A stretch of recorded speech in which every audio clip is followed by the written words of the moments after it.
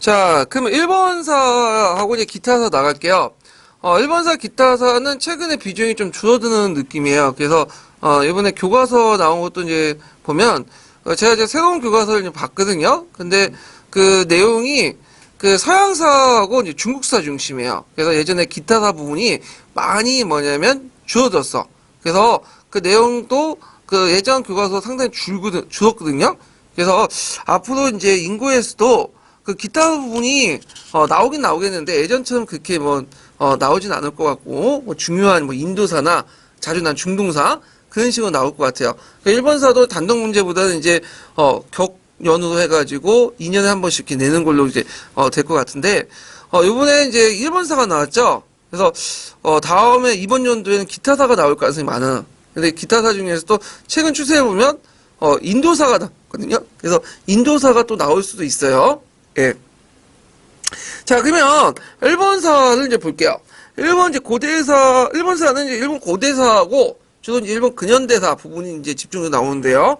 자, 일본 보면 일본 역사에서 아스카 문화라고 불리는 불교 문화의 융성기는 이렇게 있는데, 자, 아스카 문화는 이제 백제의 영향을 받아서 6세기 말에서 7세기 초중반 때 형성된 그 불교 문화죠. 그러면 이제 요 1번, 2번, 3번, 4번 중에 이 아스카 시대에 관련된 건 없어요. 예, 그래서 그 나라 시대 같은 경우에는 이제 헤이쇼쿠 이후니까 7세기 때이고 헤이안 시대는 그 헤이안 거니까 8세기 때 이후죠. 그리고 이제 가마쿠라 막부는 12세기 넘어가서 얘기고, 그래서 이 아스카 문화의 시기는 이제 전반적 고대 일본 시대 구분에서는 고분 시대에 포함되어 있거든요. 예, 고분 시대. 예, 그렇기 때문에 요거는 그 전의 시대야. 그래서 제가 일본어를 달아놓은 거는 뭐냐면 답 중에 그래도 제일 가까운 시기가 나라 시대라서 달아놓은 거지 이게 맞기 때문에 달아놓은 건 아니에요. 예. 그래서 요 문제는 제 생각에는 출제자가 잘못 낸 거예요. 잘 모르고 냈거나 아니면 제대로 냈는데 그 뺏긴 애들이 졸면서 뺏겨갖고 잘못 뺏겼거나 둘 중에 하나야. 예. 그래갖고 요건 답이 없어요. 예. 자, 그 다음 2번을 볼게요. 2번. 자, 2번은 이제 그 일본에서 다음에 제도가 처음 실시됐던 시기에 이루어졌던 사실은, 자, 이거는 이제 646년에 다이카 계신 때 이제 그 했던 다이카 계신의 칙령 내용이거든요. 그래서 여러분들 알고 다이카 계신은 이제 항교육견 나가노 오우에노와 그다음에 나가토미노 가마토리가 이제 경당사 세력들을 이제 모아서 견수사죠. 그 당시 이제 실권자였던 소가시 일족을 제고하고 나서 수도를 오사카로 옮기고 나니아로 옮기고 당의 일령 체제를 수령해갖고 강력한 중앙 집권적 체제를 수립하려고 이제 했던 개혁인데, 그러면 일단은 1번은 맞죠. 당의 일령 체제를 모방해서 중앙 집권적 정치 체제를 이룩하였다. 그러니까 이런 것도 있고. 그러면 거기에 이제 그 칙령 내용을 이제 보면, 자, 종래 총왕이나 호족들이 소유했던 두창은 이제 뭐냐면 미야케라고 해. 미야케. 일본 말로. 그래서 그 야마토 정권에서 그 조정에 직할령에 있었던 일반 창골 미야케라는데, 창골 매개에서 그 당시 사람과 토지를 지배했기 때문에 이 두창에 예속돼 있는 부민들도 포함되어 있어요. 부민들도. 그래서 장정 그다음 부민을 없애고 일률적으로 국가의 공지와 국민을 파간다. 그래서 개인이 가지고 있거나 호족들이 갖고 있거나 아니면 황실 개인의 그 황실 재산이 있던 것을 다 몰수해서 공지 공민화 정책이야. 그러니까 사지 삼인화해서 공지 공민화 정책을 했다. 그래서 이걸 바탕 호전이나 개장들을 작성했다. 그리고 국가가 이걸 근거해서 농민 토지를 분배해 줬는데 이걸 뭐라고 하죠? 군전제를 모방한 반전수수법이라고 하죠. 자, 그래서 이제 중국의 율령체제를 그대로 받아들이는 그 내용들이 있어요. 근데 그 내용들이 그때 이제 그 뭐냐면 다이카 계실 때 갑자기 행해진 건 아니고 그 후대에 했던 내용들 이게 앞부분에 적어놓은 것도 있어요. 그래서 뒤에 하나하나 이제 실행이 되기 시작하죠. 자, 그래서 이제 1번은 이제 맞고 2번은 이제 보죠. 자, 왕권의 약화로 왕적 귀족의 세력이 득세하여 석관 정치가 이뤘다. 요거는 언제 때요? 후지와 북가가 권력을 잡은 헤이안 중기 시대예요. 그래서 9세기에서 10세기 때. 근데 후지와시 북가는 이제 그 청와과의 지속적인 홍인관계를 맺으면서 섭정이나 감백이라는 이름으로 뭐예요? 지배를 하죠. 그래서 이걸 앞글자 따서 석간정치라고 해요. 석간정치. 그 다음에 이제 요게 현세적 이익을 추구하는 이제 기복불교에 대한 정토신앙이 유행했다. 이건 정토정이 널리 확산됐던 것은 뭐냐면, 정토정은 이제 해야 말기 때 들어왔는데, 이게 널리 확산이 됐던 것이 뭐냐면, 가마쿠라 시대 때요. 가마쿠라. 그래서 정토정과 관련돼갖고 이제 정토 진종이 있고, 그 다음에 이제 그 신종도 있고, 입회 신종도 있고, 그 다음에 이런 임력종, 인재종, 이런 것도 이제 뭐냐면, 정토계종 어떤 불교죠. 그래서 이제 이런 신불교라고 하는 불교들이 등장했다. 그래서 일본이나 중국도 마찬가지, 우리나라도 마찬가지, 정토적이나 정토 사상이 보급되면 어떤 특징이 있죠? 네, 이게 뭐냐면 그 불교가 대중화됐다. 그런 것들이 이제 있죠. 그래서 이런 것들 이제 좀 기억을 해두시고요. 자, 그 다음에 이제 4번은 호족과 명주가 그 국사에 대응해서 혼란을 일으키며 무사 집단이 등장했다. 요거는 헤이안 시대죠. 그래서 이제 사무라이, 그 다음에 요 당시 기진계 장원들이 등장했던 시기가 이제 헤이안 시대고요. 이 당시에는 율령 정치가 이제 붕괴됐기 때문에 그 지방의 그 공병들이 이제 유명무시다 돼. 그러니까 자체적으로 장원을 지키기 위해서 그 당시 명주들이 뭐냐면 자체 군사적으로 이제 모아가지고 만든 것이 사무라이죠. 그래서 사무라이는 원래 장원만 지켰다가 나중에 어떻게 돼요? 중앙에 올라서 권력을 이제 장악을 해서 막부 정권을 열게 되죠. 그래서 이제 요런 것도 있고. 자, 그 다음에 뒤에 들어가서 이제 다음 문제 풀어볼게요. 3번. 자, 3번은 이제 일본의 각 시대의 특징들을 물어보는 건데요. 자, 일본의 각 시대의 그 문화적 특징을 잘못 연결한 것은, 자, 나라 시대에는 일본 서기를 편찬. 일본 서기는 언제 편찬했어요? 이거는 720년에 편찬됐죠. 그래서 덴묘창부터 간메이창까지 편찬됐던 건데, 일본 서기는 중국을 모방한 편년체 정선 간찬사서예요. 그래서 그 당시 이제 그 일본 가문의 어떤 형성 과정과 고대 신화 그런 것들을 함으로써 국왕의 신성함을 간주하기 위해서 이제 편찬됐던 것이 그 나라 시대 때 편찬했던 일본 서기다. 이렇게 보시면 돼요. 그래서 일본 서기 이후에도 뭐 속일본기, 일본 후기 등 5건의 정사가 편찬되거든요. 그래서 일본에서 이걸 육국사라고 해요. 그 다음에 일본 서기가 비슷하게 이제 했던 것이 고사기인데, 고사기는 이제 황제가의 개인적인 어떤 그 장서인 그 고사기를 편찬했다. 개인의 역사, 항시대 개인 어떤 항시대 역사를 편찬한 것 고사기라고 하고, 그 다음에 일본 서기 항시대 역사뿐만 아니라 전반적인 일본의 어떤 역사를 저술한 건 일본 서기라고 한다. 이렇게 보시면 되고요. 자, 그 다음에 2번 같은 경우에 헤이안 시대는 국풍문화가 유행했죠. 이거 이번에 시험 문제 나왔죠. 경쟁사가 이제 끊어진 다음에 종전에 받아들인 당나라 문화를 바탕으로 해서 일본 고유의 문화가 접목시킨 국풍문화가 이제 형성이 돼요. 그래서 이제 뭐 신제주권이라는 건축 양식이 정형화되고 다다미, 와카, 그다음 일본풍의 어떤 간복 등이 등장했던 문화가 국풍문화다. 그래서 요때 풍이라는 건 문화죠. 그래서 일본 고유의 문화라는 뜻이야. 일본 고유의 문화. 이거 몇 년 전에 나왔죠 또. 예, 이 문제가. 자, 그 다음에 가마쿠라 막부 시대 국학운동이 전개됐다. 이거는 국학운동은 에도 막부 때죠. 국학은 뭐예요? 중국의 어떤 사상, 유학, 주작이나 어떤 양명학 다 중국 사상이잖아요. 그래서 일본 고유의 학문을 공부하자. 이런 것들 국학이야. 그래갖고 이제 그때 대표적인 사상가가 모토노 노리나가라는 사람이에요. 그래서 이 사람이 주장한 게 뭐냐면 중국의 사상을 버리고 그 다음에 야마토 정신으로 돌아가자. 이게 하혼이죠. 그리고 우리가 하혼 양제란 말 있죠. 이때 하혼은 야마토 정신. 요게 이제 이 사람이 주장했던 것들인데, 그래서 이 국학운동이 일어났다라는 걸 좀 기억을 해두시면 될 것 같아요. 자, 그래서 이 사상은 나중에 종합양의 운동까지 영향을 주죠. 참고로 고학과 국학은 다른 거예요. 고학은 뭐죠? 고학은 그 주자학과 양명학 이전에 원시유학으로 돌아가자는 게 고학이죠.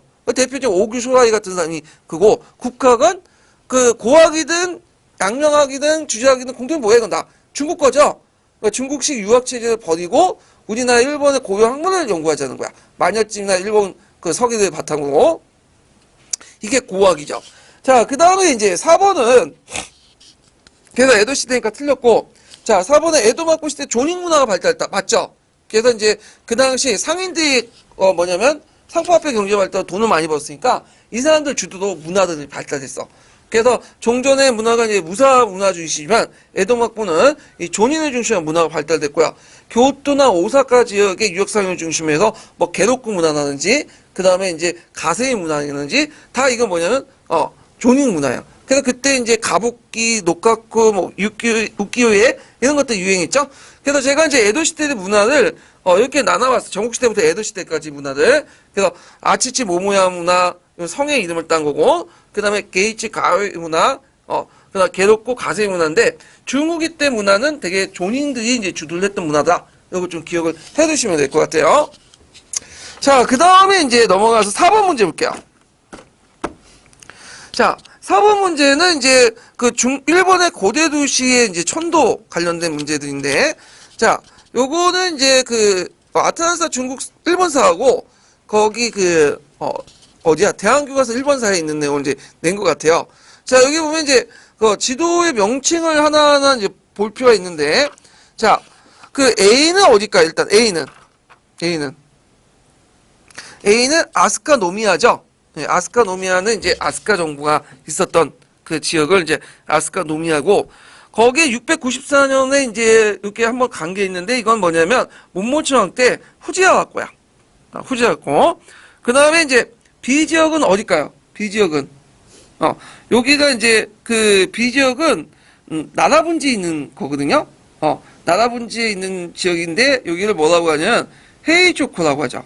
헤이초코. 예.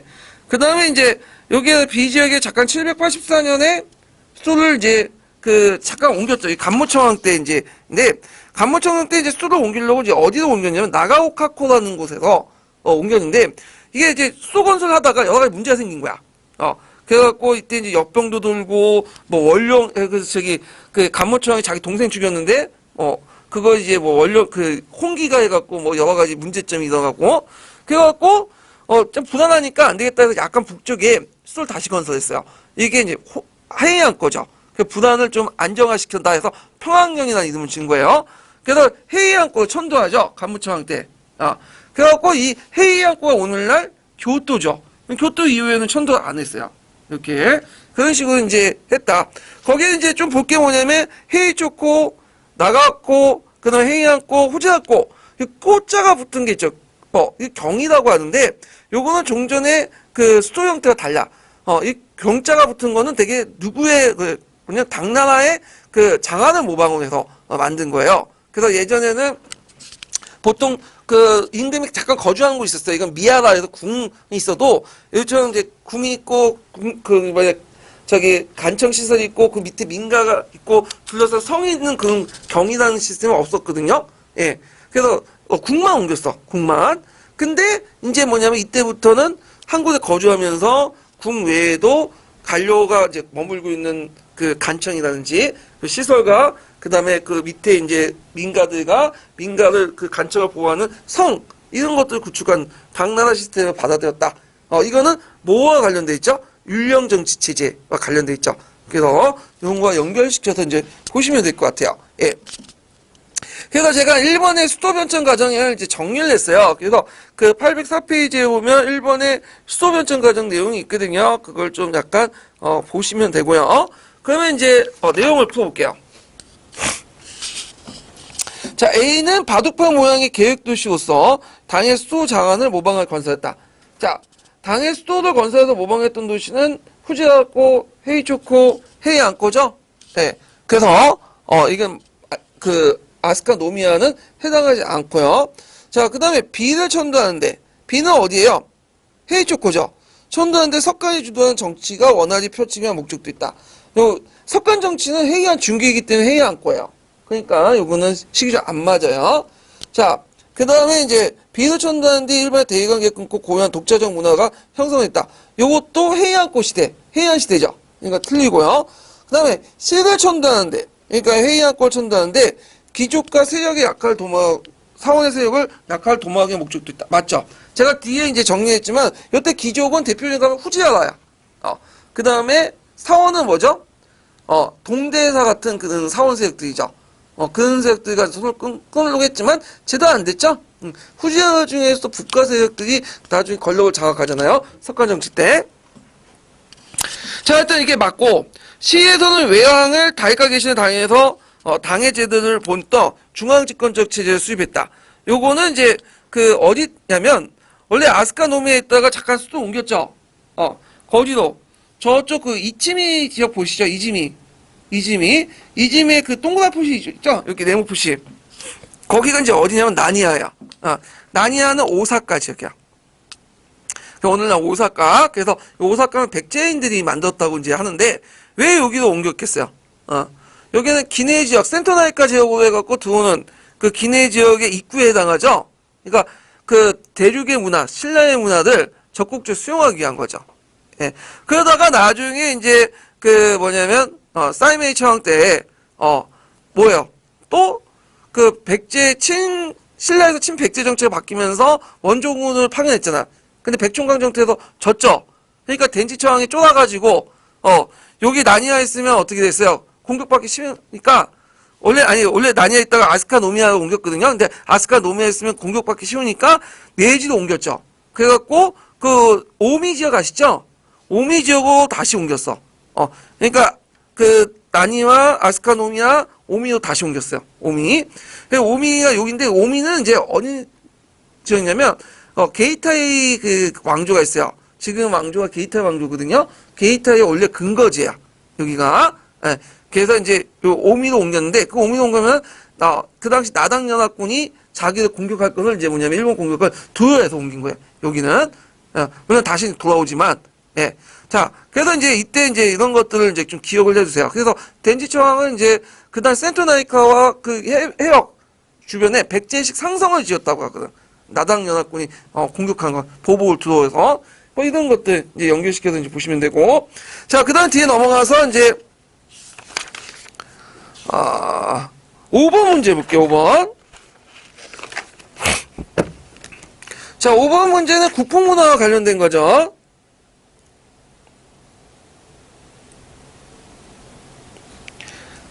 자, 다음은 어느 시기의 일본 문화에 관한 설명이다. 자, 요 빈칸에 문화가 출연되는 대외적 요인을 두 가지 쓰시오. 벚꽃은 일본의 그 종류가 가장 많은 일본의 국화죠. 근데 이제 일본 같은 경우에는 고대 시대 때는 벚꽃보다는 뭘 강조하냐면 매화를 강조했어요. 왜냐면 중국의 문화를 상징하거든. 근데 어느 순간에 매화보다는 벚꽃을 더 강조해. 그러니까 중국풍보다는 이제 일본 고유의 문화가 바뀌었다는 걸 상징적으로 보여주고 있잖아요. 자, 이러한 변화는 뭐에 추정과 관련돼 있죠? 국풍 문화에 추정돼 있죠? 국풍 문화가 추정된 대외적 요인이 뭐냐? 자, 대외적 요인은 당의 멸망과 쇠퇴, 신라와 발해의 쇠퇴, 이렇게 쓰셔야 돼요.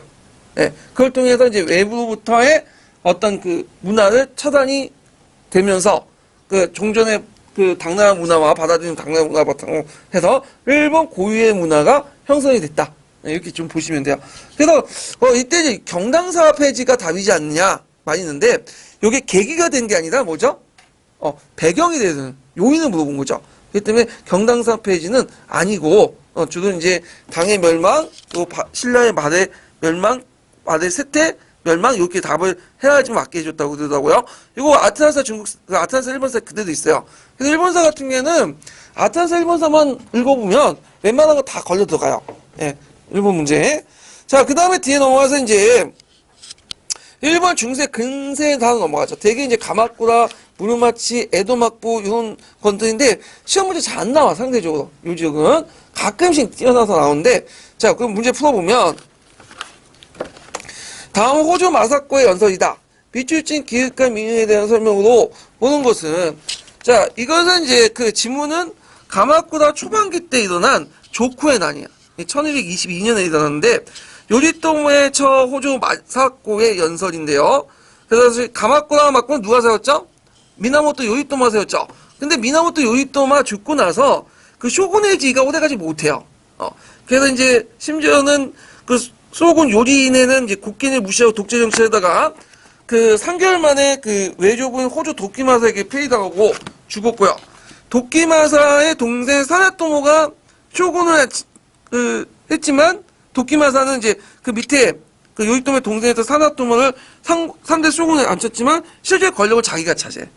그래서 쇼군은 이후부터는 완전히 뭐냐면 실권을 잃게 돼요. 그리고 실질적으로 이제 가마쿠라 막부를 차지했던 사람이 누구냐? 시켄이라는 사람. 시켄. 그래서 807페이지에 보면 거기 쇼군에서 이제 시켄으로 넘어가죠. 그리고 나중에 이제 시켄 중에서도 이제 그 호조 그 도키오리에 그 뭐냐면 장자 집안이 있어. 이걸 도쿠쇼라고 하거든요. 도쿠쇼 넘어가. 권력이. 그래서 도쿠쇼 자기가 도쿠쇼면서도 시켄을 같이 겸직하는 경우도 있고 도쿄쇼는 그대로 있고 시켄한테 권력을 넘기는 경우도 있어요. 아니 시켄지 다른 사람한테 넘기는 경우도 있지만 권력은 누가 가지고 있다? 도쿠쇼가 갖고 있어. 그래서 초창기 쇼군, 시켄, 도쿠쇼 이런 형태로 이제 권력의 흐름이 뭐냐면 이어간다 이렇게 이제 보시면 돼요. 자, 하여튼 이때 이제 그 당시 그 가마쿠라 막부의 이제 호조시 집안이 권력을 장악할 때 이에 반대해가지고 이제 교토 조정에서는 그 반란이 일으켰어요. 이 반란이 좀 그런데 그 당시 이제 그 뭐냐면 누가 이제 중심으로 이제 반란을 일으켰냐면 그 당시 고토보 상황이 중심으로 해갖고 반란을 일으켰어요. 그래서 그 당시 그 가마쿠라는 동부 지역의 무사들이거든요. 그래서 서부 군사들을 끌어다가 반란을 일으켰는데 이때 그 호조 마사크가 그걸 이제 군대를 동부 무사를 결집시켜갖고 진압을 했죠. 그래서 이걸 이제 조쿠의 난이라는데 이 조쿠의 난을 계기로 해가지고 이제는 예전에 공가와 무가가 이원적 권력을 분배했죠. 그것이 공가 정권이 붕괴되고 무가 정권만 하게 일원화되죠. 그리고 이제 그 교토에 있는 그것을 이제 감시하기 위해서 그 당시 이제 로쿠하라 단따이를 설치하죠. 예. 그리고 이제 지도와 수교를 이제 동뿐만 아니라 서부 전 지역을 파견하는 그런 것들에서 가마쿠라 막부가 권력을 장악하는 그 계기가 되었다. 조쿠에 나는 계기도. 자, 그러면 이제 문제를 풀어보면, 자, 기획을 이제 보면, 당시 조선과 사실은 결혼하고 있었다. 아니죠. 가마쿠라 막부 시대 때 한국은 조선이 아니라 뭐예요? 고조시대야. 그래서 있고, 조선시대 때 일본은 정부가 뭐였어요? 무르마치 막부에서 에도 막부 때까지죠. 예. 자, 그래서 시기적으로 안 맞아요. 그 다음, 니에는 상케곤 따위. 상케곤 따위는 언제 때 실시한 거죠? 에도 막부 때 실시한 거죠.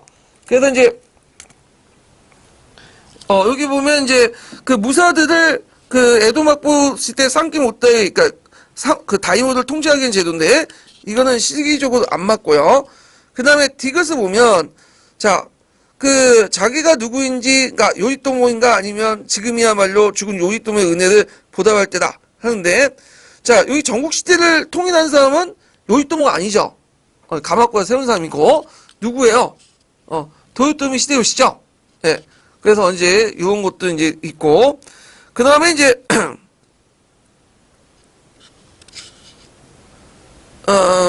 가마쿠라 막부 초기에 혼란을 처지고 있었다. 자. 여기 니은이 지금이야말로 해서 가마쿠라 막부 초창기 때 얘기죠. 그래서 요거 답이 맞죠. 4번이. 그 다음에 이제 여기 보면 5번을 보면 그 도쿠가 이에야스가 막부를 열었던 곳이다. 교토인데 도쿠가 이에야스는 교토가 아니라 오늘날 어디에 열었어요? 도쿄에 열었죠. 도쿄. 예전에 에도라고 했던 곳에 열었던 곳이죠. 그래서 이제 틀었던 거예요. 틀었던 거. 틀리고요. 그 다음에 이제 2번 문제 볼게요. 2번. 자, 2번은 전국 시대를 통해서 도요토미 히데요시가 이제 뭐냐면 그 했던 정책들인데 이 도요토미 히데요시는 이제 여러 가지 정책들을 했어요. 그래갖고 이제 뭐 그 검지 정책도 했고 이걸 다이코 겐치라고 하죠. 퇴학 검지라고 하죠. 도수 정책, 신분 통제정 이런 것들을 했는데 자, 여기에서 병론 분리와 신분적 정리의 결과를 라고 할 수 있다. 그래서 이 관련된 것은 그 아까 얘기한 퇴학검지, 도수정책, 신분통제정이에요. 그 퇴학검지는 뭐냐면, 검지라는 걸 토지조사 사업이야. 그러니까 전국시대 때 이제 건지 사업들을 많이 했거든요. 각각 다이모들이. 이걸 전국적으로 했던 것이 퇴학검지예요. 퇴학이라는 것은 그 당시, 도요토미 히데요시의 간직 이름이죠. 도요토미 히데요시는 신분이 낮았기 때문에 독자적인 그 막부를 못 열었어요. 장군을. 그래가지고, 뭐냐면, 조종의 건의에 입각해갖고, 그, 태압이라는 이름으로 통치를 했는데, 태압이 했던 그 건지 정책에서 태압 검지 정책이라고 하죠. 그래서 이 사람은 이제 토지를 4단계로 나누고요. 이걸 기초해서 곡구닥가 생산량을 기초해서 연금을 결정하죠. 그래서 연금 부담자들은 검지장에 등록해서 촌마다 작성하고, 그리고 그거에 입각해갖고 세금을 내고요. 그 다음에 그 사무라이들, 그 다음 다이모드는 그 자기가 받은 이제 뭐냐면 그 곡구닥가에 따라서 뭘 제공한 거죠? 군역을 제공했죠. 그때 이제 검지장을 제공할 때 거기에 등록한 사람은 농민이 되는 거고요. 그 다음에 아닌 사람들은 상인이나 사무라이나 그런 사람이 되는 거야. 그리고 예전에는 사무라이와 농민이 구분이 없었거든요. 근데 이때 이제 뭐냐면 사무라이와 그 농민이 구분이 생겨. 그래서 유일하게 이제 뭐냐면, 칼을 찰 수 있는 사람은 누구냐면 사무라이죠. 사무라이. 그래서, 이렇게 구분시킨다. 그리고 사무라이가 아닌 사람들에게는, 도수 정책의 무기를 다 수고해요. 왜냐면 무기를 갖고 있으면 농민들이 뭘 하는 거야? 잊기를 하는 거야. 봉기를 하니까. 그럼 막기를 한 거죠. 자, 그런 정책들 좀 기억을 해두시면 될 것 같아요. 자, 그 다음 신분상의 변화가 뭘까요? 이때 이제 뭐냐면, 무사는, 직접 경작자에서 분리해서 봉토 소유자, 토지 관리자, 복로 수급자로 전환돼요. 다이모는 이제, 뭐냐면, 토지 관리자나 소유자가 되고, 그 다음 그 밑에 있는 사무라이 같은 경우에는 뭐예요? 복록 수급자가 되죠. 그래서 이제 사무라이들은 이제 농촌에 살지 않고, 어디에 살기 시작하냐면, 도시에 모여 살기 시작해. 그래갖고, 이제, 그 뭐냐면, 그런 도시에 모여 살면서, 예, 농촌과 분리되기 시작하죠. 이건 가마꾸하고 좀 달라요. 가마꾸는 되게 이제 사무라이들은 어디 살아요? 농촌에 살잖아. 시골에 살고. 그래서 자기 밑에 있는 영지에 이제 그런 데 사는데, 그게 아니라 이제 그 당시 에도막부 때는 이제 도시에 모여 살기 시작한다. 그래갖고 이런 것들 좀 기억을 해주시면 되고요. 자, 그 다음에 이제 뒤에 넘어가서 3번을 볼게요.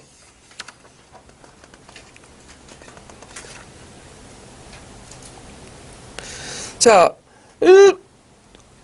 일본의 막본 체제가 가지고 있는 성립된 시대는 이 시대가 어딜까요? 독고가 시대죠? 에도 막보. 막본이라는 것은 이제 에도 막보 때 중앙집권적 봉건 체제를 말하는데 지방의 번을 통치하는 다이모와 중앙의 막부 권력 간의 이제 가정에서 공존하는 체제인데 막부가 번을 여러 가지 뭐냐면 장치로서 통제를 하죠. 대표적인 게 뭐야? 산키 곤따이 제도 같은 것들을 이제 들 수가 있죠. 그래서 이제 그 외에도 이제 무가법 제도를 만들었고요. 그 다음에 이제 요걸 통해서 이제 뭐 마음에 만들면 개혁도 할 수 있고. 그러니까 개혁이라는 것은 영지를 몰수해 버린 거야. 그러니까 가게를 단절시켜. 그러면 그 밑에 있던 사무라이들이 어떻게 되죠? 실업자가 되잖아. 이게 뭐냐면 낭인이죠, 낭인. 낭인에서 이제 여러 가지 사회적 문제가 있고, 또 영지 삭감도 할 수 있고, 그 영지를 교체를 시켰고요. 마음에 안 들면. 그만큼 이제 뭐냐면 이런 조치들을 취했다. 이런 체제가 막번 체제다. 이렇게 좀 기억을 해주시면 돼요.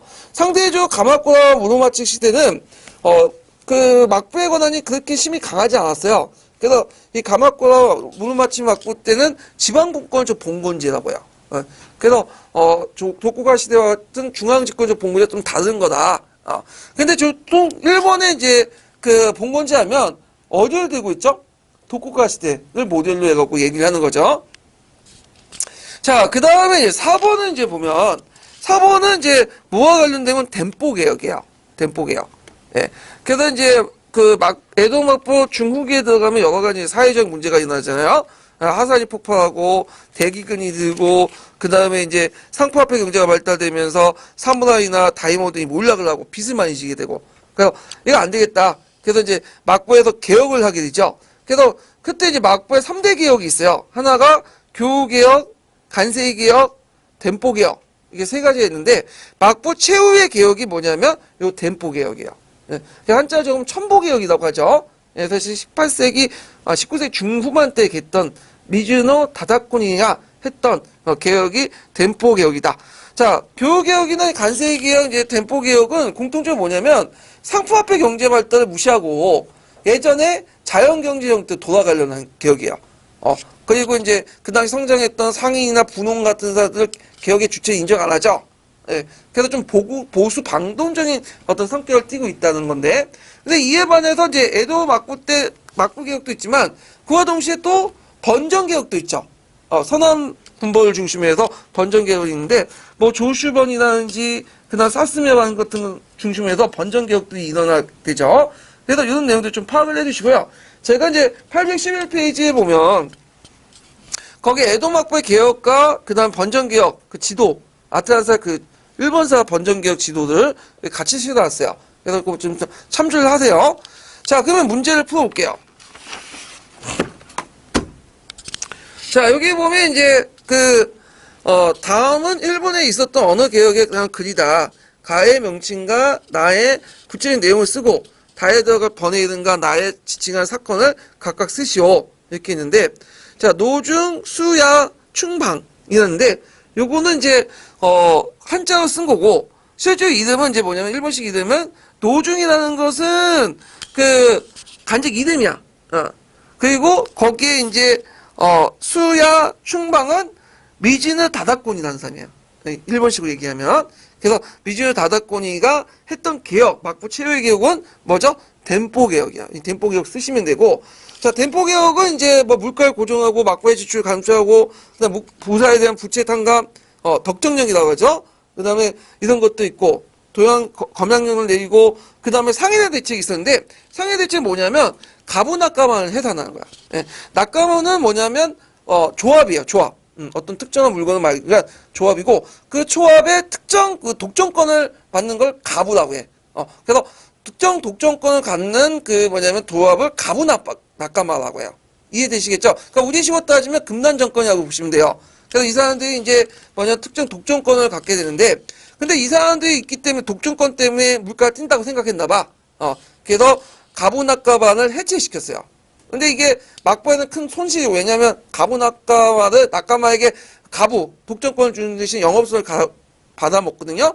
근데 그걸 불구하고 이제 해체시키고 했지만 물가가 계속 뛰었어. 그러니까 원인은 가부 낙가마의 독점권이 아니죠. 왜냐하면 유통구조가 너무 복잡해서 그래요. 네. 하여튼 가부 낙가마를 이제 해체시키고 나서 자유롭게 상공업 정책을 했지만 실제로는 이 물가 잡는 데 실패하니까 다시 뭐냐면 가부낙가마를 다시 허용하는 그런 정책을 했죠. 예. 그래서 이런 것들을 좀 기억을 해두시면 될 것 같아요. 자, 근데 이게 결국에 송구에서 실패했어. 실패했죠. 예. 오히려 이제 상지정이라 해가지고 그 당시 이제 막부 재정을 이제 안정시키기 위해서 에도와 오사카의 그 주변의 땅을 막부 직할주에 편입하려고요. 이게 이제 원래 에도와 오사카 주변 땅들은 누가 가지고 있었냐면 훈다이 다무나 하타모토 이런 애들이 가지고 있었는데 이걸 하니까 훈다이 다음에 핫다모토가 들고 일어난 거야. 그러니까 이제 이거에 대해서 이제 막부가 제대로 대응하지 못하고 물러서고 걸고 상지정을 뭐냐면 취소하거든요. 근데 이것 때문에 이제 뭐 막부의 권위가 팍 떨어진 거지. 에도 초기 때는 도저히 그런 일이 없었죠. 핫다모토 다이모디 어디서 막부에서 개혁. 그러면 개혁이면 어떻게 해요? 개혁을 해갖고 그냥 땅을 뺏어버리고 그러는데 이제 그걸 좋지 못하니까 막부도 벌겋도 아니다라는 생각을 갖게 되고 결국 막부의 권위만 떨어뜨리게 만든 거죠. 그래서 결국에는 이 천보개혁도 실패하게 돼요. 예. 자, 근데 이에 반해서 같은 시기에 있었던 번정개혁은 전반적으로 성공했죠. 자, 번정개혁은 이제 반향이 뭐냐면 그 당시 발달한 상품화폐 경제 발달을 인정하고 그 당시 성장했던 사무라이나 분홍들을 적극적으로 받아들였죠. 그래서 이들 개혁에 이용했던 그런 것들인데 공통적으로 뭐 자기의 어떤 그 빚 같은 걸 분할 상속을 하고 대신에 그 빚을 탕감하고 분할 상속하는 대신에 그 상인들에게 뭐냐면 일종의 독점권을 둬. 그래서 자기의 어떤 그 특정한 물품들을 독점권을 주고 이런 식의 정치를 했다. 자, 그러면 보면 자 거기 다에 들어갈 변이들은 뭘까요? 자, 여기 그 해협을 하간의 해협에 지나가는 성박과 하모를 가세하는 방식으로 했는 건데 그 다의 변은 육을 통해서 이렇게 했고 앞에는 이제 뭐와 관련된 거냐면 조슈본과 관련된 거. 조슈본은 오늘 중심지가 시모노세키죠. 시모노세키는 어디예요? 네. 시모노세키는 그 다음 센토나이카 들어가는 기네지오 들어가는 그 해안가에 있는 도시잖아요. 그래서 모든 도시들이 여기 모든 그 배들이 이쪽을 통해서 통과되기 때문에 여기를 기반으로 창고음이나 운송음이나 그렇게 해서 돈을 벌었고 그 다음에 마지막에 사스마 변이 있는데 사스마는 큐슈 남쪽에 있는 변이죠. 오키나와를 점령했죠. 오키나 유구를. 그래서 유구를 통해서 중국과 교육을 추진했고 사탕수수의 전매제를 실시했다. 그래서 나름대로 변정개혁은 성공했고 이걸 통해서 계기도 나중에 그 개항 이후에 변정이 주도권을 잡고 신정부를 세웠는데 이게 뭐라고 하죠? 메이지 유신이라고 하죠. 메이지 유신. 그래서 요거 쓰시면 돼요. 변정개혁과 이제 관련돼 갖고 한번 예전에 나왔고요. 자, 1번 근현대사 넘어갈게요.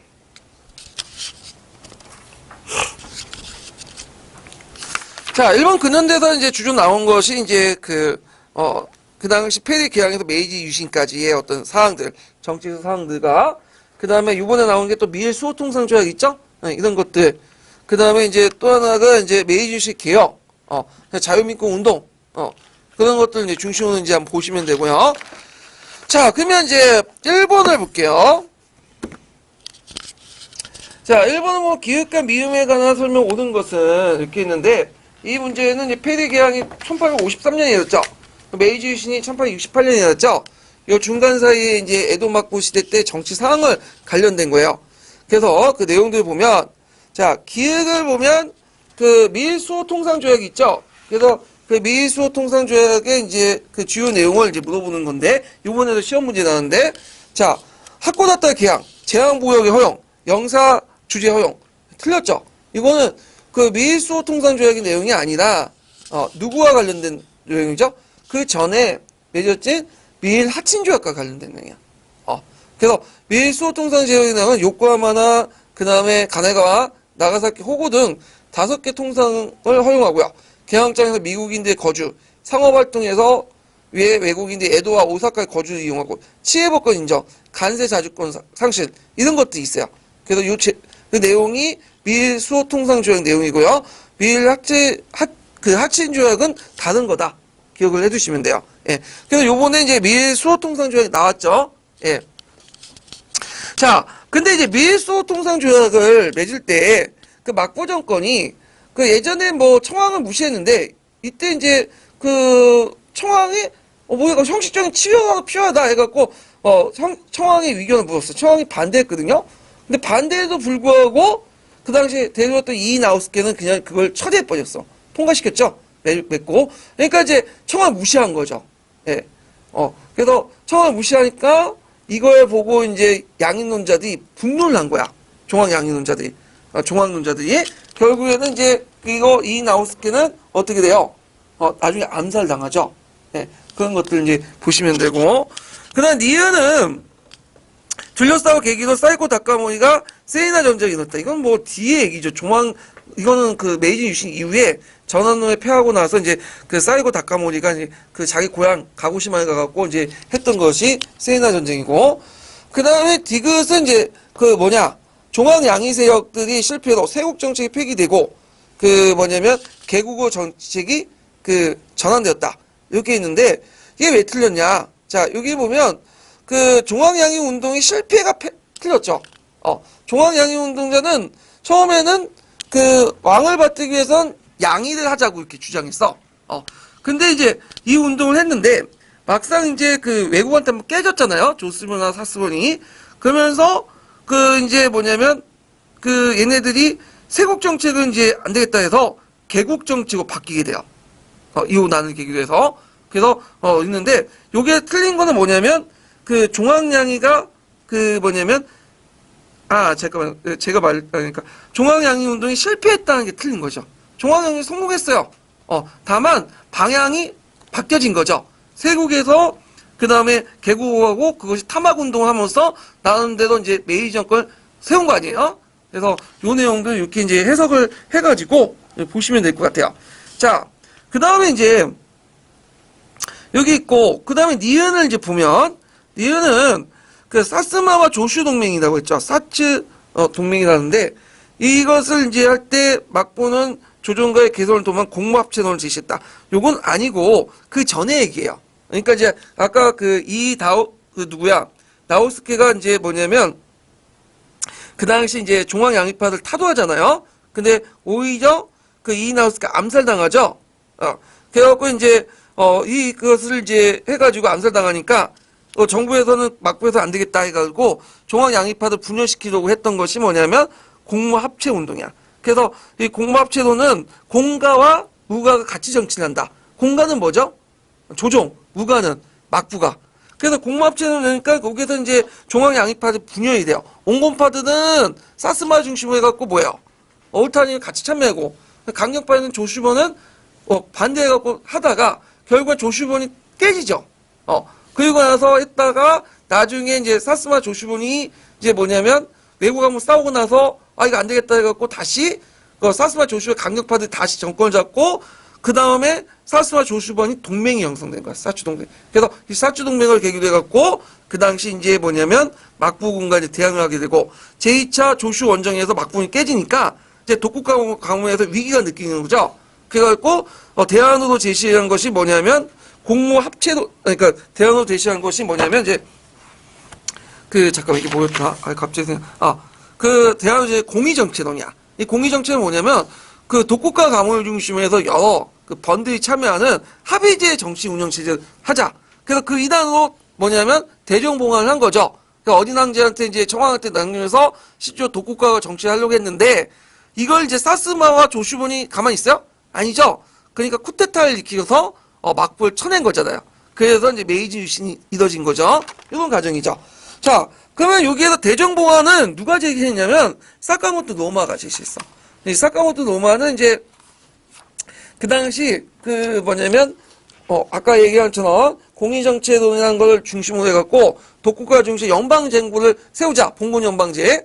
그래서 청황제 아래서 막부를 중심으로 해서 운봉 연합체제를 구성하려고 이 공의정체를 주장했고 그 공의정체로 입각해서 형식상 정권을 누구한테 넘긴다? 청왕한테 넘기지만 실제 청왕은 지금 그 당시 메이저가 되게 어렵거든요. 정치 못하죠. 그러니까 실제 누가 하겠다는 거야?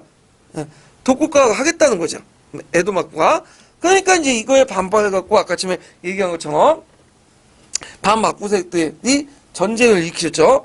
쿠데타를 일으켜갖고 막부 세력을 쳐내고 막부의 자녀 세력들이 뭐냐면 보신 전쟁을 일으키죠. 그래서 그걸 이제 진압을 하게 돼요. 예.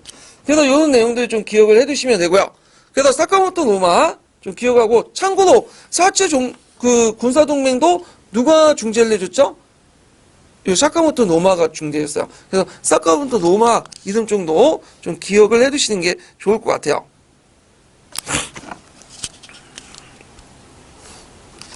잠깐만요. 아이고.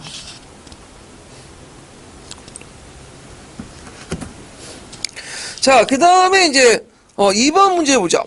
2번 문제 요번에 시험 문제 나왔던 거죠. 그래서 예전에 기출문제 나왔던 거기 때문에 그게 별로 어려운 문제는 아니에요. 자, 밑줄친 기획의 조약의 명칭을 쓰고 그 밑줄친 니은에 초대하게 된 이유를 한 가지 쓰시오. 그래서 이제 여기에 이제 처음에는 밀라틴 조약을 맺었지만 그게 부족했기 때문에 다시 맺어진 게 그 미일 수호통상 조약이죠. 예. 그래서 미일 수호통상 조약 쓰시면 되고 그래서 이제 있고 이 조약으로 미국의 손해를 보지 않는 반면에 일본은 충분한 이익을 취하지 못하고 체면을 지킬 수 없다. 이렇게 있는데 이은 사례는 초래하는 이유가 뭘까요? 이거 경제적 측면에서 쓰시면 되죠. 그러니까 전체적인 부분이 경제적인 내용이에요. 예, 그 예문 내용이. 그래서 무역의 전면 자유화, 협정 관세 이런 걸 쓰시면 되고 어떤 분은 이제 영사재판관도 아니냐 하는데 내용을 보면 이제 여기에서 손해를 보지 않는 반면에 뭐 충분히 이익을 취하지 못하고 쭉쭉 있고 그 앞에 뭐 경제 부분 등 관련된 개항장 부분이 있으니까 제 생각에는 이제 경제가 안정돼서 있기 때문에 영사재판권은 답안하고 좀 약간 먼 것 같긴 하지만 또 그 답안에 들어갈 수는 있어요. 예, 일단은 자, 뭐 이렇게 해가지고 이제 받고 3번 문제 볼게요. 자, 메이지 유신 이후에 이제 실시한 근대 정책과 관계가 적은 것은 폐변치현, 3인평등, 지주개정 맞죠? 근데 대정봉환은 아니죠. 대정봉환은 사카모토 노마의 건의를 받아서 에도 막부 정권이 공의정체론에 입각을 갖고 쓴 거야. 그래서 주장한 거죠. 그래서 했던 거고. 자, 4번을 볼게요. 4번. 4번은 이제 뭐와 관련된 내용이냐면 다음은 메이지 유신이 시작과 함께 발표한 5개조 청원 어소문의 내용이다. 읽고 물음에 답하시오. 이렇게 있거든요. 그래서 이제 1868년 3월 14일 날 5개조 선언을 이제 했는데 청왕이 신에게 맹세하는 형식으로 반포를 했어요. 그래서 거기에 이제 내용이 반영된 것은 뭐냐면 A, B, C 이렇게 반영된 논리는 공의정체론이야. 예. 그 공의정체는 맞고 말기 때 그 서해 의회제도에 본받아서 그 운변 막부를 중심으로 해서 청와를 중심으로 해서 운변 제후행위를 개최하고 거기에 국정을 운영하자는 것이 공의정체론 내용인데 그걸 이제 에도막부가 좀 이용했다 안 돼갖고 대종공화 했다가 안 됐잖아요. 근데 이걸 또 누가 이용했냐면 그 메이 정권이 이용했어. 왜 메이 정권이 이용했냐면 그 당시 에도막부 때 이제 막부가 무능하다 보니까 중앙정부의 권위가 신뢰가 어떻게 돼요? 무너지죠. 그래서 새로운 정부가 등장했지만 일단 이제 사람들이 거기 근대화 개혁에 참여를 잘 안 해. 그러니까 이제 이 사람들 끌어들이기 위해서는 종전처럼 뭐 해, 까 이런 식으로 하면 안 됐잖아요. 그러니까 너희들도 이제 형식상 참여해줘갖고 의견을 듣겠다. 그래갖고 A, B, C를 주장한 거야. 모든 계층의 의견을 듣겠다. 그 내용은 공의정체론을 바탕으로 한 내용을 다시 끌어든 거죠. 예. 그 공의정체는 뭐 서양식 의제도에 영향을 받았다고 했잖아요. 아까 지명처럼. 자, 그래가지고 이제 이런 것들인데 원래는 이게 정치적으로서 그냥 상징적 차원이었는데 의도하지 않는 결과가 있어. 이걸 받아들인 사람이 이제 해석하는 과정이 어떻게 하냐면 이걸 진짜 뭐냐면 의회의 어떤 정치 이런 것도 해석한 거야. 모든 국민들 의회에 참여해갖고 헌법화돼 정치를 하자. 그래서 나중에 자유민권운동이나 다이쇼 데모크라시에 영향을 줘요. 이 공의정체론에 입각한 ABC 이론이 요게 이제 그 관련된 내용이 있어요. 어디에 있냐면 세계에서 사료집에 있거든요. 교육부에서 발간한. 그리고 요 내용은 실일본사에서 관련된 내용을 제가 해가지고 공의정체론과 관련된 내용을 참조해 썼어요. 예. 좀 어려운 문제예요, 이 부분은요. 예. 자, 그 다음에 유신기간에 이루어진 여러 개혁 중에 구례의 누숨을 버리고 지역의 세계를 구하고자 하는 문제의식에서 전개된 일련의 개혁의 어떤 용어인가? 이거 쉽게 나오죠? 이거 문명개혁론. 그래서 문명개혁은 메이 정부가 이제 문화와 국민생활 전반에 거쳐서 서양의 근대 사상의 문화를 유입하는 근대화 정책이었죠. 그래서 일본의 상태를 미개 상태 보고 미개 상태를 벗어나기 위해서는 서양의 문화를 적극적으로 받아들여야 된다. 그래서 이제 그에 영향을 받아 호키나 유키치, 나시무나 시게키 이런 사람들이 이제 메이로쿠사를 만들죠. 그리고 그 메이코 잔신하는 먹류 잡지라는 것들을 발행하고 그 주요 내용은 여러분 아는 의식주 변화예요. 그래갖고 이제 이 시기 때 서양인들이 머리를 자르고 양식 모자를 하고 양복을 입고 그다음에 서양 식당에 이제 포크와 나이프를 입고 스테이크를 먹고 이런 것들이 개화된 상징이에요. 예. 그래서 그때 이제 스테이크 먹는 게 대단한 거거든요. 왜냐면 일본 애들은 그 생선을 많이 먹었는데 내발된 짐승을 잘 안 먹었어. 돼지, 소 이런 것들은. 근데 이때부터 먹기 시작해. 왜? 먹어야 자기들이 그냥 서양인처럼 된다. 근데 내 생각에 종자가 달라가지고 아무리 먹어도 위가 크지 않고 옆으로 벌어지더라고. 예. 그래서 이제 있는데 그래서 그때 이제 돼지고기를 많이 먹기 위해서 뭘 만들었어? 돈가스 같은 거 만들었잖아. 그래서 좀 얇은 이제 뭐냐면 돼지고기를 썰어가지고 거기에 이제 밀가루에 튀겨가지고 먹는 그런 것도 만들고 일본식 음식이죠. 예. 그리고 우리가 먹던 이제 카레 음식도 솔직히 말해 일본식이에요. 이것도 인도 음식이 아니야. 그래서 원래 인도 정통 요리 카레를 먹어봤는데 되게 밋밋해요. 밋밋해. 그래서 우리 입맛에 안 맞아. 그래서 별로 그때 사람은 없었더라고요. 근데 최근에 이렇게 3년 전에 먹었는데 최근에 한 달 지나면 또 먹어봤어. 그 집에서. 근데 우리 입맛에 딱딱 맞아. 장사가 안 되니까 일본식으로 바꿔버린 거야. 그래서 이제 많은 사람들이 몰리더라고. 우리 입맛에는 자극적인데 원래 인도 카레는 그렇게 자극적이지 않아요. 예. 이렇게 있고 그 다음에 이제 이와 관련돼서 앞에 있는 이제 문명개혁론과 관련돼서 당시 지식인의 주변 국가에 대한 인식을 어떤 인식을 지녔는지 기술하시오. 대표적인 사람이 이제 문명개혁론자 중에 한 명이 이제 누구예요? 꾸자 유키지요. 꾸자 유키지는 처음에는 아시아적 연대로 대동합방과 비슷한 생각을 해갖고 뭐라고 주장했냐면 이제 중국하고 우리나라 조선하고 같이 해가지고 뭔가 시험 와서 그 당시 이제 서양을 막아내자 그런 생각을 갖고 있는데 이런 생각이 바뀌었어. 갑신전변 이후에 김옥규가 당한 거 보고 이제 안 되겠다. 조선이라는 나라는 아무리 개몽시켜도 안 되겠다. 차라리 서양이 먹기 전에 우리가 먼저 먹자라는 뭘 주장하냐면 타라 입국론을 주장해. 타라론. 그래서 이제 조선과 중국은 나쁜 친구다. 그런 사람들은 이제 갖다 버리고 우리가 이제 구미 열강 이동으로 참가해서 러시아나 영국과 미국이 조선을 먹기 전에 한국을 먹자. 이런 것들을 주장하게 돼요. 오히려 이것이 더 얘들 입장은 더 좋은 거다. 그래서 뭐냐면 같은 동양인의 지배를 받는 거 얼마나 좋냐. 이런 식의 말도 안 되는 소리를 해버리는데, 자, 그래서 이제 이 자유민권론자들이 되게 웃긴 게 뭐냐면, 이 문명개혁론자들이나 자유민권론자들이 웃긴 게 뭐냐면, 자기들은 일본 국내 민주주의를 강조해요. 대외정책은 상당히 팽창주의, 제국주의 정책을 강조해요. 그 대표적인 사람이 이제 이 후쿠자 유키치라는 사람이죠. 이렇게 이제 보시면 될 것 같아요. 그래서 제가 이제 818페이지에 그 내용을 이제 적어놨어요. 그래서 이제 후쿠자 유키치에 관련된 내용들, 이 사람들이 어떻게 생각의 변화, 이런 것들 이제 좀 적어놨으니까 보시고요. 자, 그 다음에 뒤에 넘어가서 5번을 보죠. 5번. 자, 일본에서 이제 자유민권 운동이 전개된 결과로서 나타난 것은 있는데, 자, 자유민권 운동은 이제 그 정부의 전제 정치 비판하고 서양과 같이 의회나 헌법을 만들어가지고 통치하자, 이런 것들이 자유민권 운동이죠. 그래서 이 자유민권 운동을 흐름을 내가 820페이지에 그 도식으로 정리해놨거든요. 사족민권운동, 유족민권운동, 그 다음에 농민민권운동, 대동단결운동 해갖고 4단계로 있고요. 자유민권운동을 추진했던 그 주체들은 처음엔 사족들이야, 사무라이들. 그래서 이 사람들이 이제 처음에 그 메이지 유신 개혁가 중에 많은 소외를 당했잖아요. 그래갖고 하나는 이제 사족 반란 형태로 등장했고요.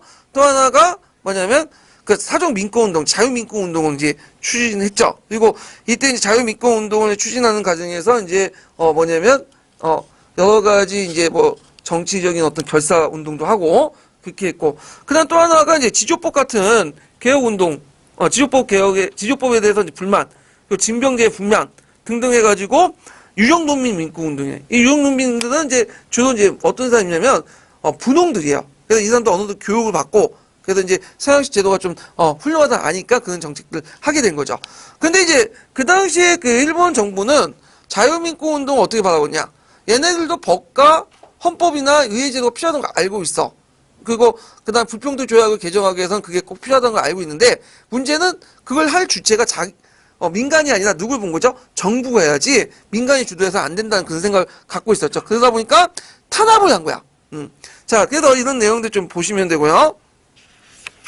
자, 그러면 문제는 이제 볼게요. 일본을 보면 신분과 구별 없이 평민도 성을 갖게 하여 신분 간의 통일이 가능했다. 이건 자유민권 운동이 아니라 뭘까요? 메이지 유신과 관련된 거죠. 그 다음 2번은 그 대명가 사족의 복로를 없애고, 대명은 이제 뭐냐면 이제 하족들로 이제 일본 청안가 삼이죠.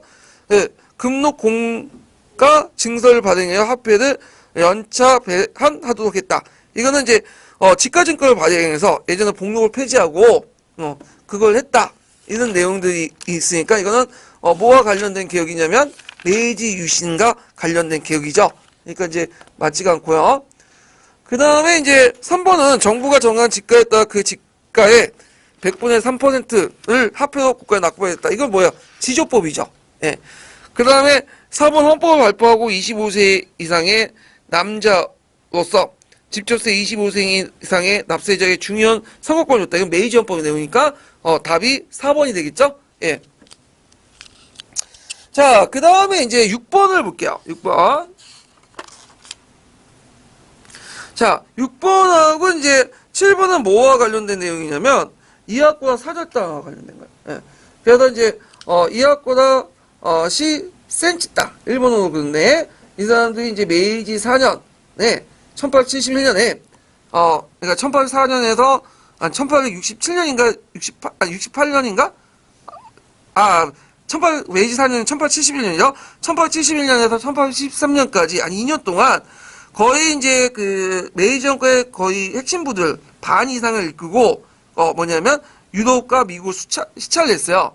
그래서 이제 그때 오쿠보 도시미치, 기도 다카요시, 이토 시노부미 같은 사람들이 이제 시찰하면서 했는데, 그때 많은 수혜원과 유학생도 같이 데려갔거든요. 그 목적이 뭐겠어요, 일단. 조약 개정과 선진국 제도의 문물 조사. 이렇게 보시면 돼요. 우리 식었다면 조사 시찰단, 이렇게 영성사. 근데 반은 성공했고 반은 실패했죠. 조약 개정은 실패했어. 왜냐면 일본 정부 못 믿겠다. 그래서 이제 뭐 형사재판권 뭐 폐지해달라는데 일본의 감옥이나 사법 시스템 보니까 이건 아니겠더라. 가면 괜히 고문 받고 뭐 참수형 당하고 되게 이제 할복 자살하죠. 목 잘리고 그걸 우리 도저히 봐줄 수 없다. 자, 그리고 일본은 뭐 헌법도 없고 의회도 없다 이렇게 주장하니까 나중에 돌아오고서 뭐야? 얘들도 의회와 헌법을 만들겠다는 생각한 거야. 왜냐면 그래야지 뭐냐면 개정할 수 있으니까. 그 다음에 D는 성공했죠. 그 당시 이제 그 선진국제도 문물조사는 성공했어. 그러니까 쭉 돌아오면서 이제 각국의 이제 선진 시스템을 배우게 되는데 특히 이제 거기에서 많이 감동을 줬던 게 독일이야. 그래서 독일에서 상당히 많이 배웠죠. 그래서 독일 함대도 만들 때 이제 하고 독일 의무교육도 배우고 특히 이제 헌법 만드는 것도 다 독일식으로 배운 거죠. 이런 것도 이제 기억을 해두시면 될 것 같아요. 그래서 답이 뭐냐면 이제 목적은 조약 개정과 예비 교섭, 선진국 제도와 그 문물조사가 있고요. 그 다음에 그 비와 관련된 거는 뭘까요? 그거는 예전에 곡고닥가를 기준했죠. 생산량을. 근데 문제는 곡고닥가는 풍년에 따라 왔다 갔다 해. 일정치 못해. 그럼 양출 재입의 원칙을 할 수 있을까 없을까요? 예산을 안정적으로 확보하는 가운데서 개혁을 추진할 수 없잖아. 그 당시에 주로 이제 지세 수입이니까. 그래서 정부가 이제 개혁하려면 안정된 세금이 필요하죠. 그러니까 이제 곡고닥가가 아니라 기준을 확보한 지가를 기준한 거야. 지가. 그 지가의 3%를 바탕으로 해서 세금을 걷는 제도를 했는데 이거에 대해서 이제 뭐냐면 많은 농민들이 반발을 하게 돼요. 그래갖고 이제 하도 거기에 이끼가 이제 발생을 하니까 지조받는데 이끼가 발생하고 하니까 거기에 이제 약간 인하해서 2.5% 인하했어. 그런 것들 좀 기억을 해주시면 될 것 같아요.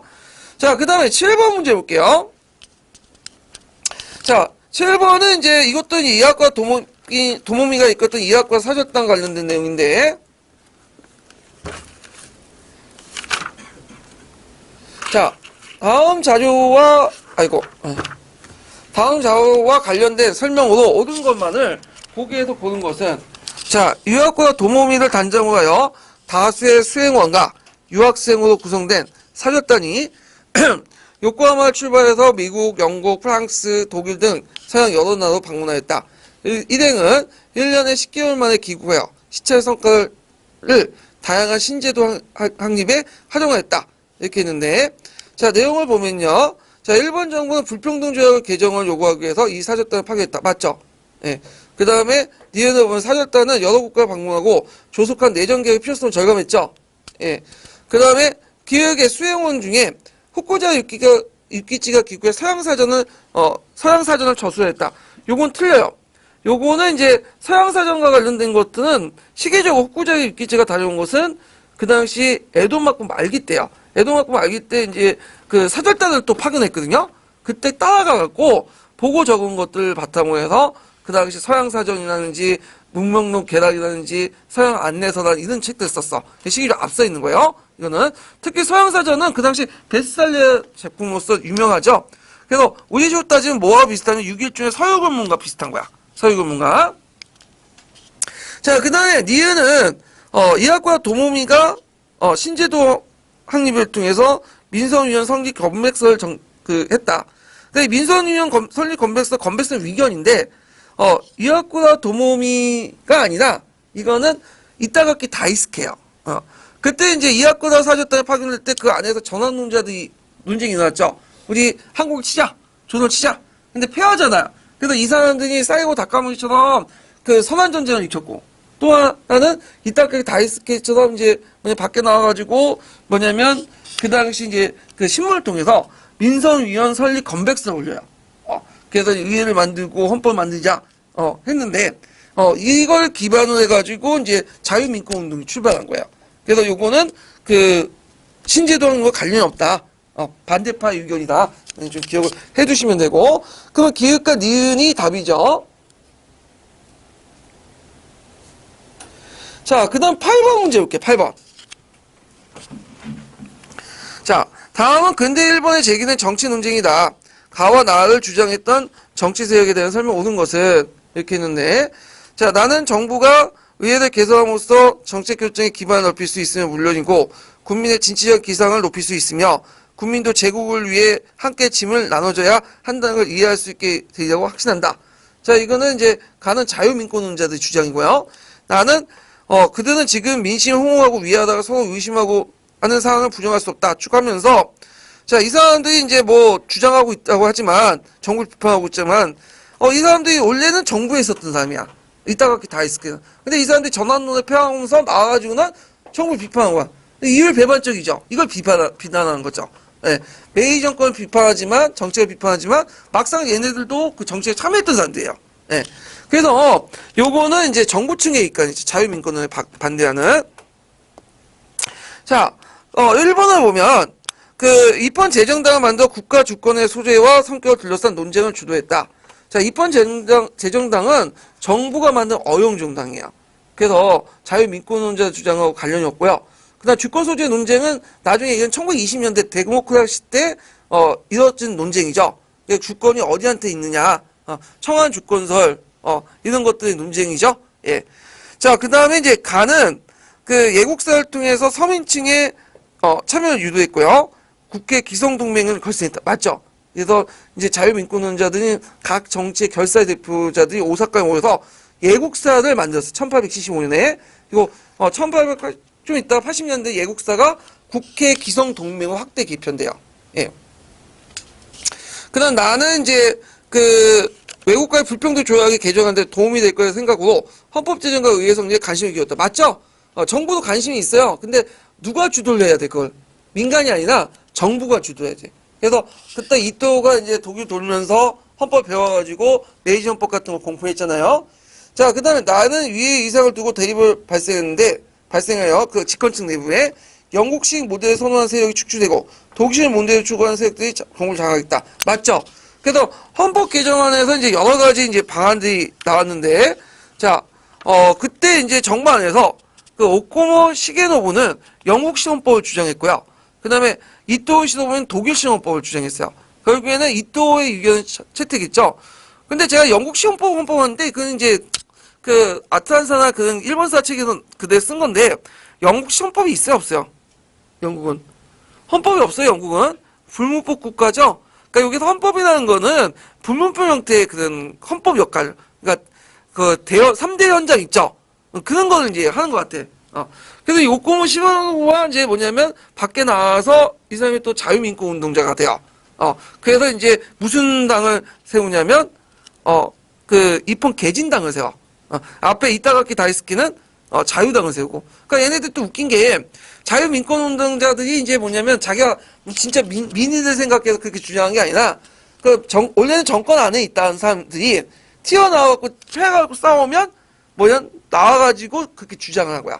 왜냐 이걸 통해 자신의 권력을 또 확보하려고. 그러다 또 그 안에 들어가면 또 운동을 안 해버려. 예. 그래서 약간 이제 정치적 성격이 좀 강하다. 이게 한계점이 있는데.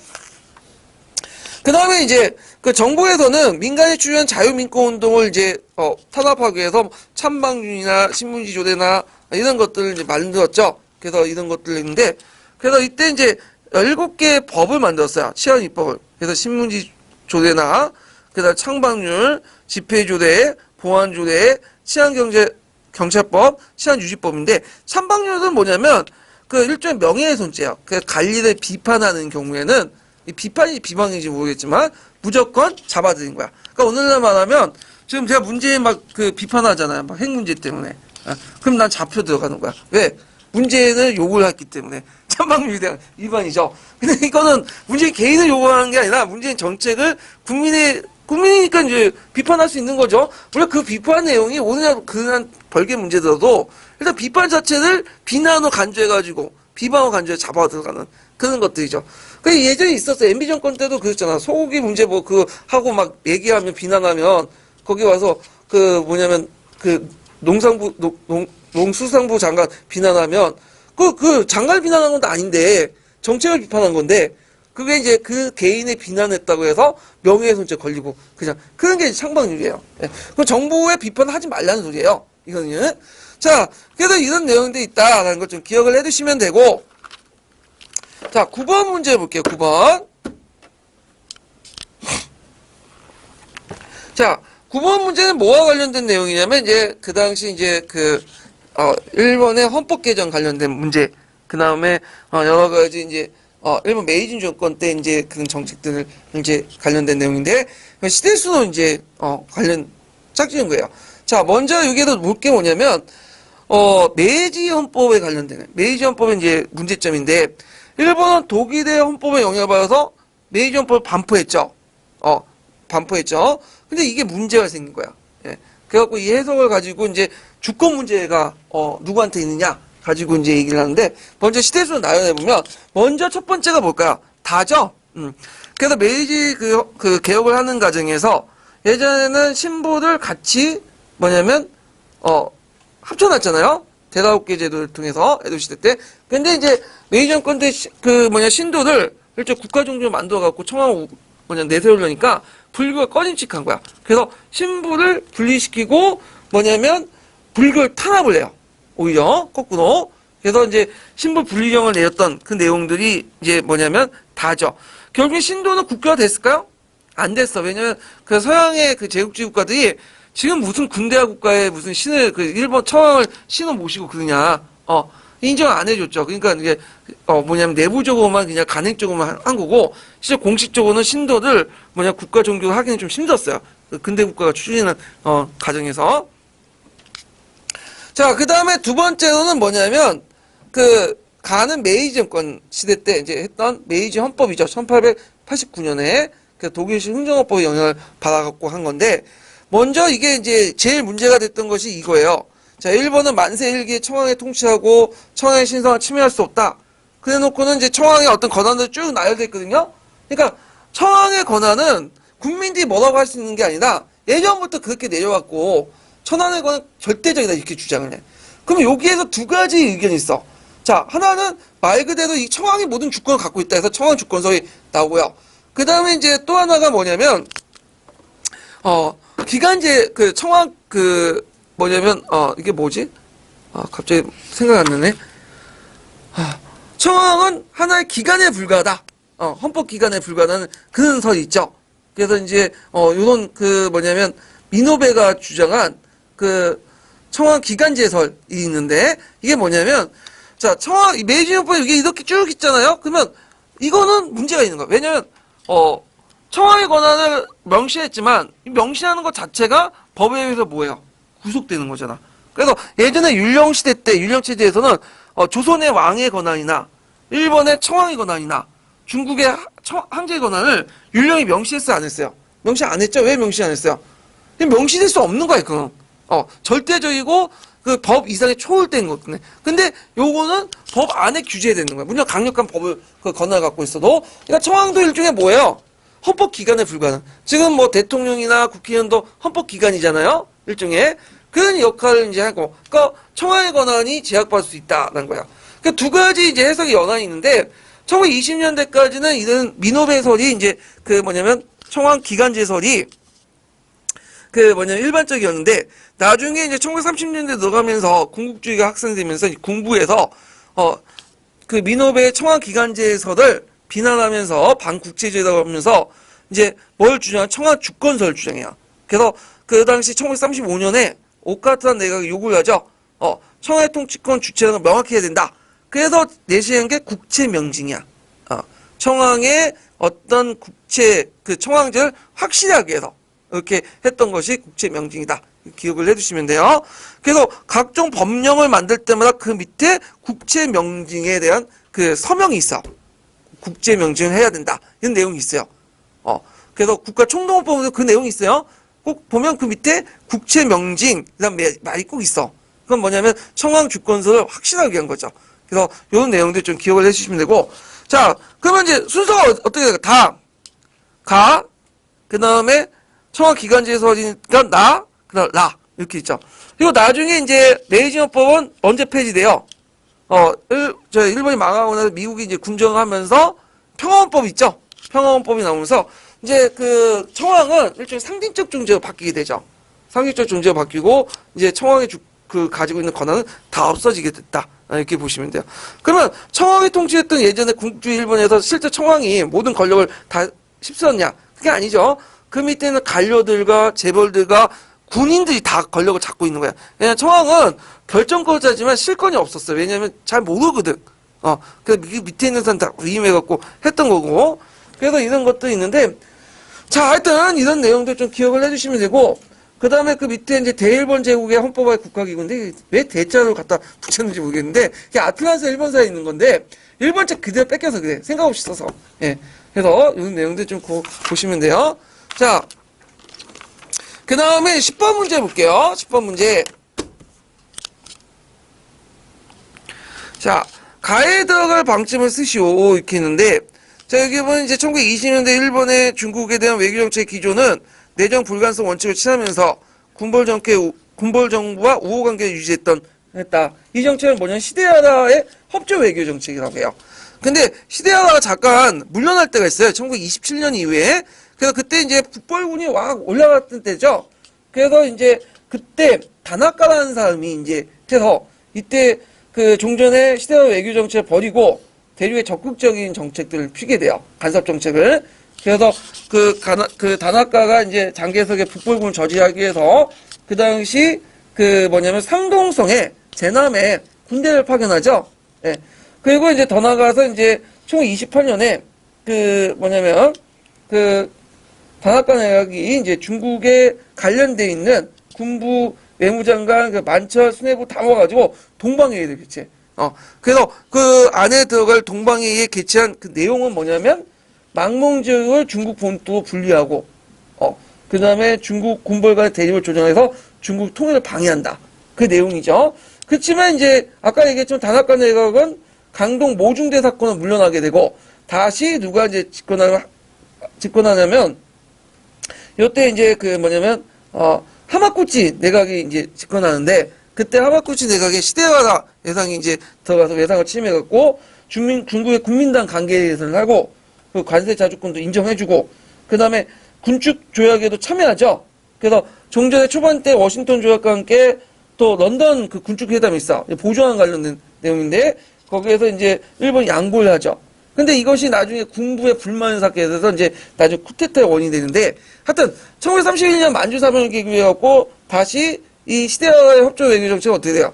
물러나고 이제 아까 그 동방 정책 있죠? 동방회의에서 결정된 정책들 그대로 실현됐다. 이렇게 이제 보시면 돼요. 그래서 여기에서 이제 동방회의 그 관련된 내용도 아셔야 되겠지만 시대와의 협조 외교 정책 관련된 부분도 좀 기억을 해두실 필요가 있어요. 그 부분도 시험 문제 나올 가능성이 좀 있거든요. 예. 그래서 이제 일본 사학은 이제 끝났고, 여기 근데 좀 쉬었다가 기타사 부분 할게요. 예.